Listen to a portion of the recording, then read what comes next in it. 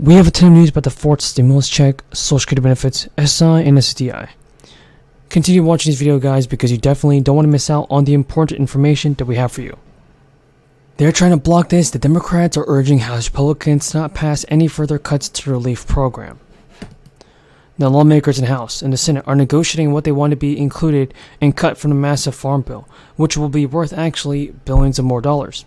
Experts are expecting to see major changes, and almost 25 Democratic lawmakers have urged the Republican leaders of the House of Representatives to stop calling for further cuts to the largest food aid program for the low-income people. The demand comes as a key committee considers a $728 billion farm and nutrition spending bill. The letter written to Kevin McCarthy reflects the rising partisan tensions in Congress over SNAP benefits.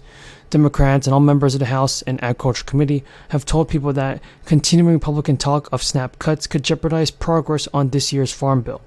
Now, Representative David Scott, the panel's senior Democrat, and other lawmakers wrote that playing partisan SNAP politics does nothing to address the needs of the farm and ranch families who depend on other components of the farm bill.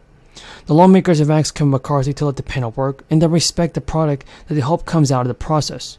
Republicans have actually expanded work requirements for SNAP recipients as part of a deal negotiated by Kevin McCarthy and Joe Biden. But Democrats are seeking to protect the program from further cuts in the bill, which comes up every 5 years.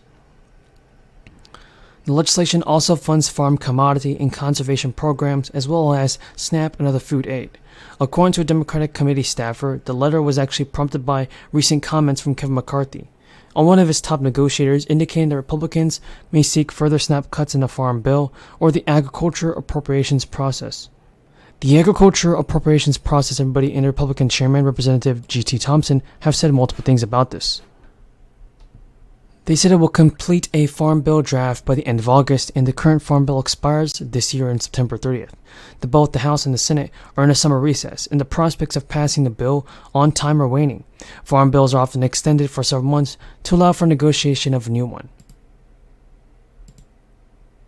And once a year, the USDA makes cost of living revisions to the amount that families receive in food benefits. It has just announced that the new amount households will receive for the 2024 fiscal year starting October 1st, 2023. Under new provisions, a family of 4 can receive a maximum of $1,000, up from $939 in the current fiscal year. The SNAP helps millions of low-income American households keep food on the table. The Center on Budget Policy and Priorities says that SNAP reduces hunger by as much as 30%, and it's even more among affected children. So the USDA bases food benefit payments on something called a Thrifty Food Plan, which uses the estimate to cost of providing for low-income meals. Now, SNAP benefits are calculated for each fiscal year, which is why the 2024 allocations kick off in October. The maximum payments for 2024 are between 3.5% to 3.7% on the allocations, and the amount of household receives depends on a number of factors, including income and location.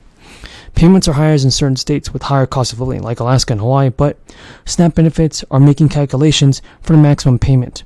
And many households will not only receive the maximum yields. The gentleman from Massachusetts is recognized. Thank you, Madam Speaker, and I yield myself such time as I might consume. The gentleman's recognized. This is a big day, and this is a big deal.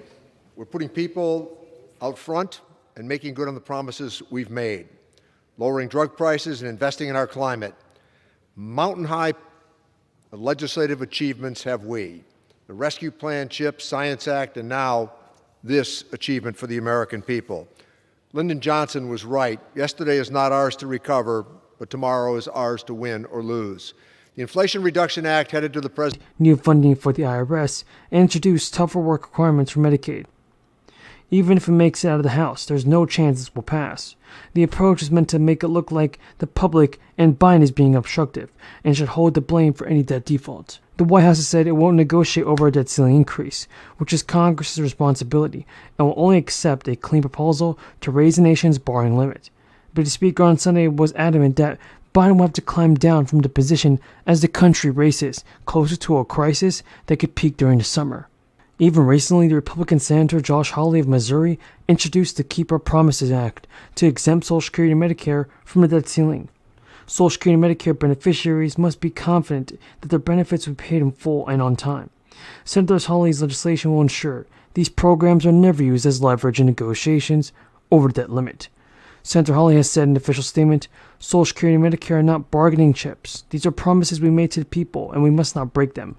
The Keep Our Promises Act would first exempt Social Security and Medicare from the statutory debt limit.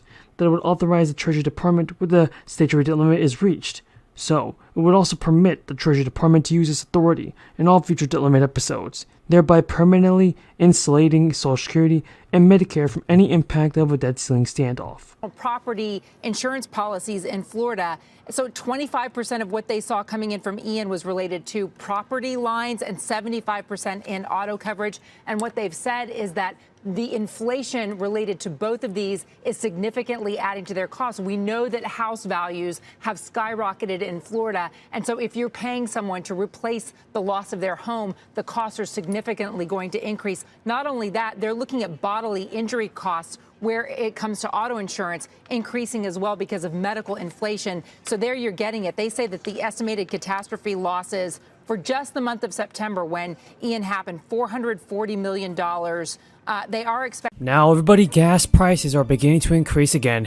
That's some sad news, but the Democrats and Republicans are now discussing the next steps that will be taken to address the soaring inflation rate.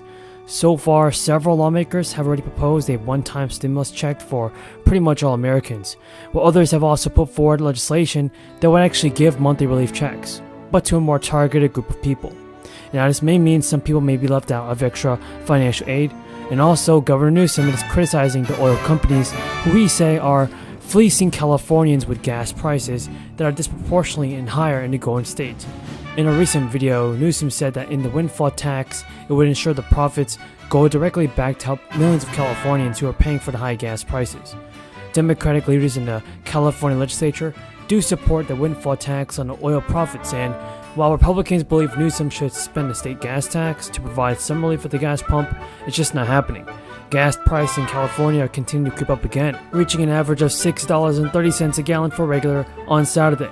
And according to multiple sources, in Los Angeles, gasoline prices hit $6.50. That's up from 7 cents a day before. How can things like this happen, everybody? Well, Newsom is saying that the degree of diversions from the national prices have never happened before, and oil companies provide no explanation.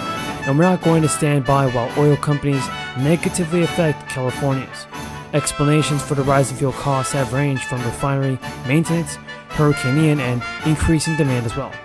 AAA data shows that Californians are being disproportionately impacted, so this might not be a good thing for California. California has seen gas prices climb by more than $1 per gallon over the past month nationally, while prices have decreased by 3 cents all across the United States. Newsom recently announced that oil refineries could roll out winter blend gasoline ahead of schedule, which could reduce the gas price of up to 25 cents a gallon. Starting next week, millions of Californians will also begin receiving tax refunds of up to $1,000